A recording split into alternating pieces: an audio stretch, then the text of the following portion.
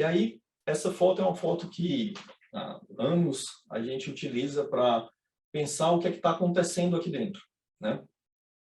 Será que a gente está vendo só bombas? Será que a gente está vendo só o ventilador, o tubo, como é que está essa seringa, como é que está a aspiração? É isso que realmente a gente enxerga quando a gente está cuidando de um paciente dentro da UTI? E aí, para a gente ter uma ideia do que a gente pode enxergar ali dentro, eu trago para vocês a minha linha da vida até aqui. Que aqui é o passado, aqui é o presente. As coisas boas que aconteceram na minha vida e as coisas ruins. Porque sempre vão ter coisas boas e ruins. Só que a gente também tem uma linha da vida daqui para frente. Eu posso conhecer pessoas novas, terminar meu doutorado, viajar para o exterior. Minha filha pode casar lá na frente. Minha filha tem 5 anos. Ela pode casar lá na frente. Meu pai pode ganhar na Mega Sena lá na frente. Mas também vão ter coisas ruins. Na minha viagem para o exterior, posso quebrar a perna pulando de paraquedas. Então, isso é algo que eu planejo para a minha vida. Não que eu quero, mas que pode acontecer. Só que, de repente, eu posso ter uma doença incurável. Eu posso descobrir um câncer na minha vida. E tudo isso daqui, eu posso perder. Tudo bem que eu não vou ver coisas ruins, mas eu não vou ver coisas boas também. E isso a gente tem que ter para a gente. Porque quando a gente está trabalhando, eu tenho que começar a enxergar nisso no outro. Aquele paciente que estava lá na minha frente, o que é que ele pode perder daqui para frente? Qual o impacto que a perda de uma funcionalidade? Ah, vai perder só uma perna, ele saiu vivo. Cara, mas e se o cara for atleta, se o cara correr? Qual o impacto que tem aquilo dali para o paciente? Empatia, pessoal, é algo da nossa evolução. A gente imita bebê. A gente vai dar comida para o bebê, a gente abre a boca para ele, para dar essa comida. Então, é algo que a gente tem. A gente só, às vezes, precisa desenvolver um pouco mais. A gente precisa parar e tentar enxergar no outro o que é que ele está perdendo. Será que realmente são bombas, ventiladores, tubos? Ou isso aqui é um pai? Isso aqui é um irmão? Isso aqui é um senhor que tem uma viagem programada daqui a 3 semanas, que teve aí um acidente, que teve aí uma cirurgia programada. Então, é isso que a gente tem que começar a enxergar. Não só bombas, não só ventilador, mas a pessoa. E isso todo dia a gente tem que ver no nosso paciente, no nosso familiar. Que através disso é que a gente vai entender o como falar e onde dói realmente cada palavra. Lembrando que o que a gente transmite para o paciente pode ser a palavra, mas tem muito também do não verbal. Eu posso estar falando de uma maneira mais pausada, mas eu posso me levantar e falar mais rápido. Contudo, se eu falar em um tom mais baixo, talvez as pessoas comecem a prestar mais atenção no que eu estou falando, principalmente se eu falar de uma maneira direta, olhando no olho. Então, tudo que a gente faz de movimentos, de falar com as mãos, de franzir, de achar ruim, de estar sentindo dor ou não, tudo isso vai ser mais importante, às vezes, do que você vai falar. Então, passar uma notícia apressado, talvez faça com que o paciente não entenda nada, o familiar não entenda nada. E aí você se vê repetindo a mesma frase, a mesma coisa a todo momento. E você fica falando, nossa, aquela família é difícil, ela não entende, está em negação. Mas é a família que está em negação ou você que está em negação porque você não está conseguindo passar uma mensagem adequada? Então, a gente tem que tentar procurar ver no outro um ser humano em que a gente precisa realmente ajudar e a gente tem que procurar também na gente que a gente pode melhorar de comunicação a todo momento. E esse artigo traz um pouco de como a gente pode tentar ser um pouco mais empático, de uma maneira até não verbal também com o nosso paciente.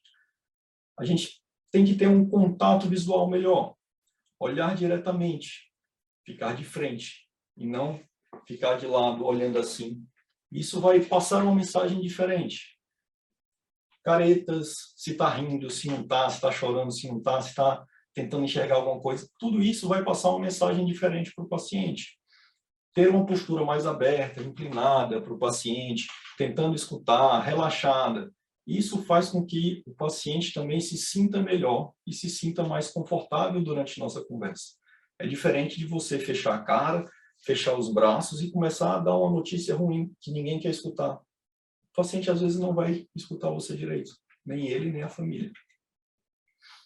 A gente tem que perceber a emoção do outro. E a gente, muitas vezes, como a gente vai ver lá nos próximos slides, a gente tem que nomear. Um exemplo. Túlio, você está preocupado com o preço do vinho? Estou percebendo que você está preocupado. Então, Peguei uma promoção. Então, você tem que tentar ver. E, cara, mesmo se você não souber a emoção do outro, fale, nomeie. Talvez ele vai, não estou preocupado, eu estou de boa, peguei uma promoção. Mas tente procurar, porque é a partir daí que você vai fazer um vínculo. A pessoa está estressada, está olhando para o chão, não está conseguindo entender tudo aquilo que você está falando. Para, pergunta se está tudo bem e tenta continuar depois. Às vezes você não consegue passar toda a mensagem que você quis. Às vezes você tem que fracionar. Tudo bem. Vai na medida do que o paciente ou o familiar consegue aguentar. Às vezes você só está perdendo tempo falando e ninguém vai entender nada. Tom de voz, como a gente falou. Às vezes um tom de voz mais tranquilo, um tom de voz mais pausado, uma cadência mais pausada, né? Isso vai fazendo com que o paciente consiga assimilar tudo aquilo. Principalmente, o falar demais está errado. Você tem que perguntar mais, ser mais curioso com o que o paciente tem para dizer para você do que você quer falar. Às vezes, não, mas eu tenho que dar uma notícia ruim. Tudo bem. Pergunte para o paciente se ele já sabe. Porque muitas vezes eu escuto a resposta, não, doutor, eu já sei. Eu estou com uma doença muito grave e eu acho que eu vou morrer com isso. Às vezes você só tem que balançar a cabeça e ele entendeu tudo. Então, escute mais. Tente falar menos. E quando você falar, a mesma emoção que você viu lá atrás, tente ver agora. Qual o impacto que levou aquilo? Qual o impacto de você falar, não, é só um tumor? Ele se assustou, ele ficou preocupado, ele olhou para baixo, ele começou a tremer. Você vai entender um pouco mais da reação que ele tem conforme o que você vai falando. E isso, pessoal, é treino. É todo dia, todo momento que você for falar, você vai percebendo a emoção nos pacientes. Essa questão da emoção e a reação que os pacientes ou familiares têm, dependendo do que você fala, para mim é uma das coisas mais importantes que as pessoas acabam passando batido. Por isso que existem alguns mnemônicos também para a gente fazer isso daí. Esse, no caso, é o NURSE, que é o name, de nomear. Parece que você está com raiva, parece que você está frustrado. A impressão que eu tenho é que você está muito triste. A gente pode falar o nome do sentimento, não tem problema nenhum. Não estou com raiva. Ok, não está com raiva, estou errado. Acabou-se. Bola para frente. Vai continuar a conversa.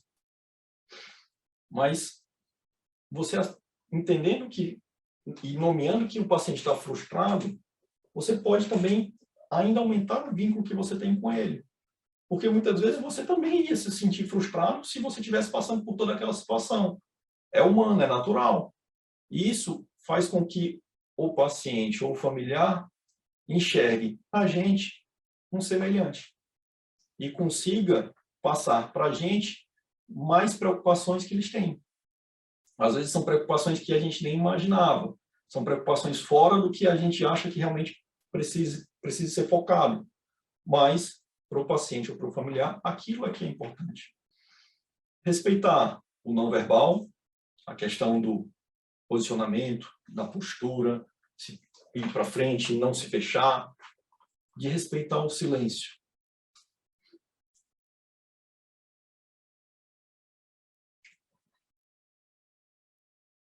Ninguém gosta de ficar em silêncio. Mas às vezes a gente precisa. né? Passe para o paciente. A impressão que eu tenho é que está sendo muito difícil. As suas perguntas que você está fazendo, por mais que não tenham não seja o core, não seja o núcleo do que você está querendo falar, são perguntas importantes para o paciente e para a família. Responda, fale, tire aquela demanda que o paciente e o familiar estão trazendo ali para você, para que você possa, depois desse peso, depois dessas dúvidas, passar a mensagem que você quer. Dê o suporte. Fale que a todo momento você está com eles, você está preocupado, você quer ajudar, independente de como vai ser o cuidado dali para frente, você vai estar junto. A notícia é ruim, mas você vai ajudar o paciente familiar a passar por aquilo dali. O fato de estar junto, muitas vezes é o que o paciente quer. Ele não quer, ele sabe que às vezes a gente não tem só notícias boas, mas ele quer alguém que fique do lado dele. Explore, pergunte. Falou pouco, falou menos do que você gostaria, mas você vê no olhar as pessoas perdidas, cara, para, respira e fala. A impressão que eu estou tendo é que eu falei muito. É isso? É. A gente pode discutir depois, então? Pode. Tem alguma dúvida agora? Não. Então, outro momento a gente discute. Se tiver tudo bem, o paciente fala, não, tudo bem, eu entendi, é grave, mas eu preciso saber, a gente pode continuar. Aí você continua. O fato de você ver a pessoa olhando para o chão, ela não está entendendo nada. Ela não está assimilando mais nada. Então, não adianta você ficar com a logorreia, falando um monte de termos técnicos, que eles não vão assimilar absolutamente nada. Então, pergunte a todo momento, né? Algumas coisas que eu acabo utilizando dentro de uma comunicação empática. Não é o falar e também não é o servir. Isso não é comunicação empática. Comunicação empática é tentar escutar no outro a demanda e tirar essa demanda e passar para ele que você vai estar junto durante o processo de adoecimento dele.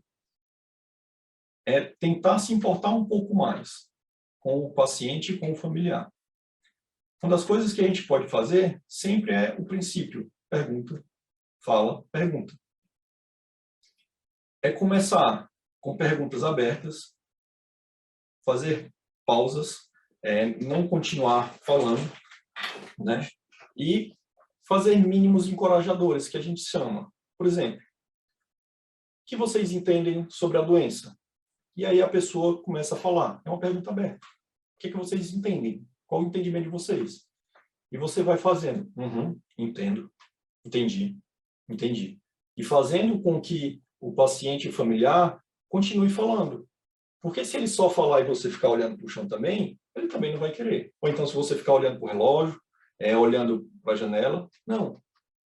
Olhe para o paciente, olhe para o familiar e fale. Entendi. Certo? Às vezes só é o suficiente para que ele entenda que ele está me escutando. Eu posso continuar. Às vezes, o paciente ou familiar manda eu sei de tudo. Mas lembra que pergunta fala pergunta? Ele tem que falar mais do que a gente tem que falar. Então, eu sei de tudo? Tudo como assim? E aí vai puxando o que ele sabe mais. Como assim sabe tudo? Da doença. Me fale mais sobre a doença. Me fale mais sobre o que vocês conversaram ontem, com o médico de ontem. Então, vá puxando do paciente a todo momento. E deixe ele falar cada vez mais. Terminou de falar, qual é o próximo passo? É outra pergunta. Né? Lógico, vai chegar um momento em que você tem que passar para o paciente a informação. Mas até você entender todo o contexto, principalmente numa reunião familiar, você tem que buscar mais informação. Saber o que é que o paciente e o familiar entendem daquela situação. E a todo momento tentar responder a emoções. Vejo que você está preocupado, a impressão que eu tenho é que você está com medo. Eu acho que você não está aguentando tanta informação, você quer parar. Tentem elaborar isso e tentem estimular isso nas conversas que vocês têm no dia a dia. Então, sempre pergunta, fala, pergunta. Sempre partir do que o paciente sabe, ou do que o familiar sabe. Mostrar interesse, mostrar para o paciente esse relacionamento de confiança. Entendo, realmente é difícil. Então, mostrar para quem você está conversando que você está ali na conversa, né? Permitir ouvir e escutar realmente o que o paciente está falando. E não ficar pensando no jogo do Ceará amanhã e que o Fortaleza perdeu ontem. Não dá para você ficar pensando essas outras coisas. Se você se pegar com pensamentos fora, lembre, eu preciso escutar o paciente. E cada vez mais que você vai fazendo isso, mais vai ser fácil para você ficar sentado, escutando o que realmente ele tem para falar, né? Exemplos. Me fale com suas palavras o que você está entendendo sobre a situação do seu pai. Para eu ter certeza que estamos na mesma página. Você poderia me falar o que sabe sobre a sua doença? São perguntas abertas, em que o paciente ou o familiar ele vai ter que falar. E você vai trazendo aí com os mínimos incentivadores, né? Já falei com os outros familiares, mas com você é a primeira vez. Isso é muito importante, principalmente para aquelas famílias que têm um monte de irmãos, você falou com um monte, aí de repente aparece um vindo da Europa, que nunca mais viu o pai. Cara, é a primeira vez que eu estou vendo ele. Senta com esse cara e vê. No primeiro contato, sempre peço para que me falem tudo sobre o quadro. E aí busca, de novo, daquela pessoa que você nunca falou, o que ela entendeu sobre todo o quadro do familiar, né? Pergunta depende, sim, do que o paciente quer saber, né? A gente pode lançar algumas pistas do que ele realmente quer saber. Depende do nível de educação do familiar ou do paciente. Você não vai fazer perguntas tão complexas, tão elaboradas também, para quem tem um grau de escolaridade menor, infelizmente. Depende do estado emocional, não adianta nada uma pessoa desesperada, você chega lá e começa a falar, resolve o problema. Paciente com muita dor e você está lá, não, e o que é que você sabe sobre a sua doença? Doutor, estou com dor aqui absurda, não vai se resolver. Resolve o problema, alivia a dor, resolve essa questão emocional, depois começa a conversar.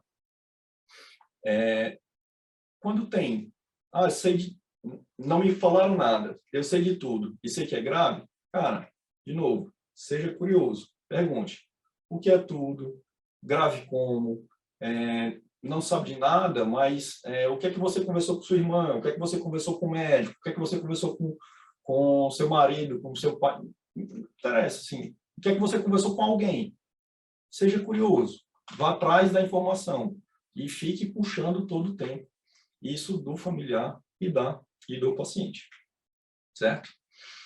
Na fala, como eu falei, cara, direto e simples, sem termos médicos, sem termos técnicos, evitar coisas muito vagas, a doença é grave, a evolução é ruim, o prognóstico é sombrio, isso não traz nenhuma informação para a família, né? Isso vai trazer coisas muito vagas, está estável. Estável para mim é ruim.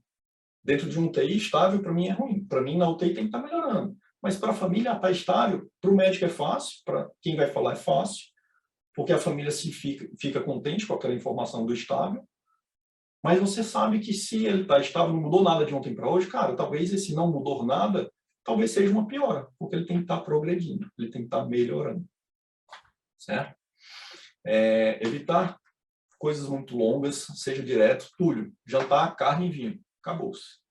Tem que ser bem peibufo, certo? E tente procurar, quando você vai para uma reunião, principalmente, então quando você tem uma conversa mais séria, cara, tente levar no máximo 3 informações. No máximo, não é no mínimo. Ninguém vai conseguir, em uma conversa com uma densidade maior, ninguém vai conseguir dar conta de mais do que isso. É muita coisa. Não, mas a pessoa já resolveu. Beleza, então tem outra conversa e fala mais 3 coisas. Não precisa jogar tudo de uma vez só. Vai aos poucos. Pergunta. Eu não tenho certeza se fui claro no que eu disse. Porque a pessoa falou um monte de coisa, você falou, explicou isso e tal. Você se importaria de me falar o que entendeu? dessa conversa que a gente teve, o que é que você entendeu? Porque aí você começa a checar a compreensão do familiar e do paciente. Você realmente entende que ele entendeu ou não. Se você foi capaz ou não de fazer ele entender. Porque essa é a nossa missão, né? Fazer com que o outro entenda. E não é a missão do outro entender a gente. Beleza? Deixe espaço para dúvidas. Sempre termine perguntando se tem realmente alguma dúvida, algo que queira perguntar ali na hora. Dê feedback. Tente direcionar sempre a sua conversa para o que você está se propondo. Exemplo, o que você sabe desse câncer? Vamos dizer assim. Não, mas ele tem anemia. Calma, a conversa não é anemia. Pode até falar da anemia, mas volta aqui para o câncer. Não, mas e sobre a neoplasia? E sobre o câncer? Sobre esse nódulo, sobre esse tumor? O que é que você sabe? E tenta sempre buscar novamente para ele entender sobre o câncer. Porque, afinal, é o que você está lá para fazer. É conversar sobre isso. A não ser que você perceba que essa fuga do paciente ou do familiar seja algo que ele, mostrando para você que ele não quer escutar. Aí é outra coisa.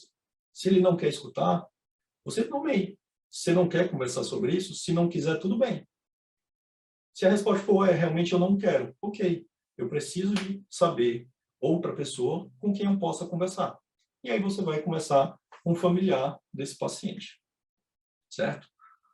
Uma das perguntas que eu uso bastante é o como assim? Ninguém me falou nada. Como assim? Eu sei de tudo. Como assim? Porque é uma pergunta que força a pessoa a acabar explicando o que é o nada, o que é o tudo, o que é eu já sei da gravidade. Que gravidade? Como assim? Então, isso é uma forma é uma frase simples que pode realmente trazer muito benefício durante alguns diálogos que a gente está tendo com a família ou com o paciente. Certo? E sobre má notícia? O que a gente vai ver em literatura realmente vai ser o Spikes. Mas o Spikes, ele não é que ele tem que ser seguido ao pé da letra dessa forma.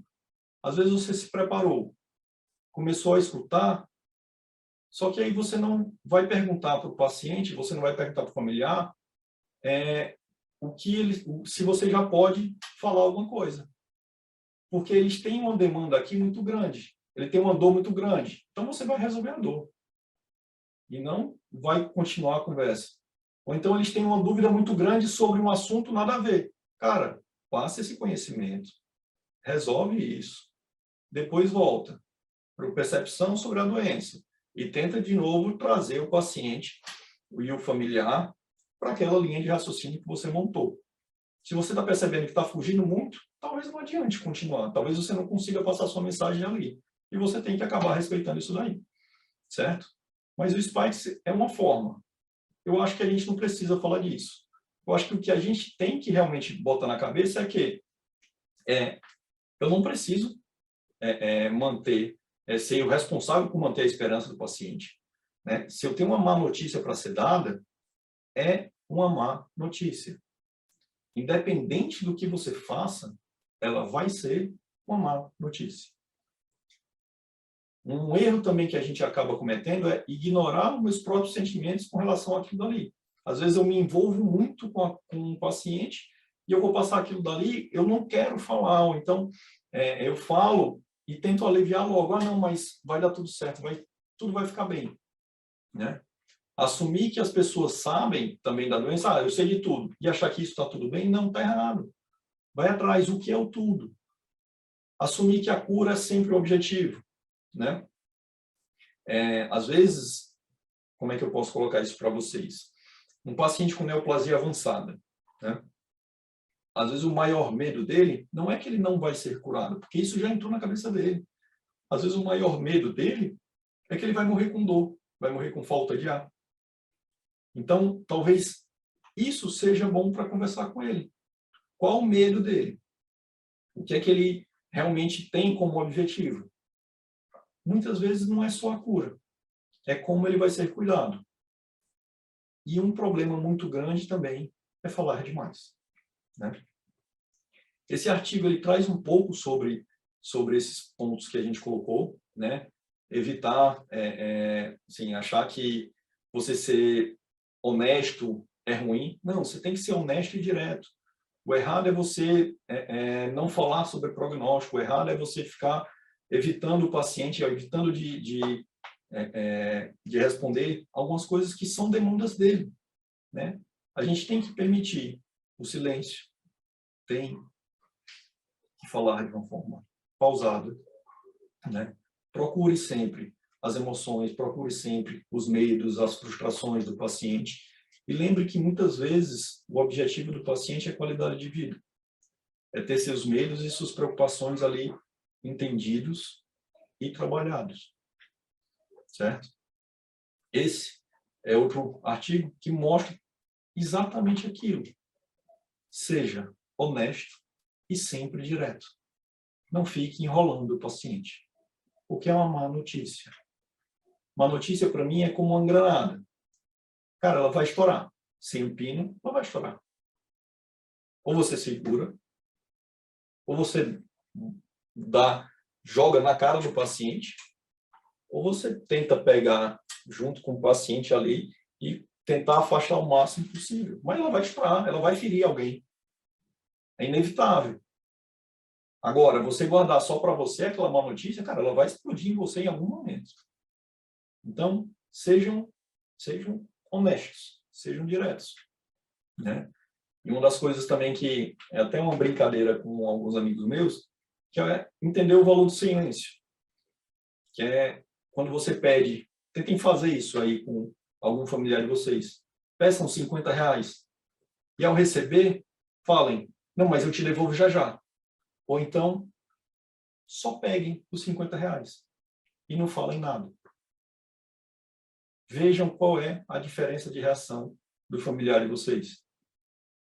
Um passa a ideia, ok, então ele vai me devolver.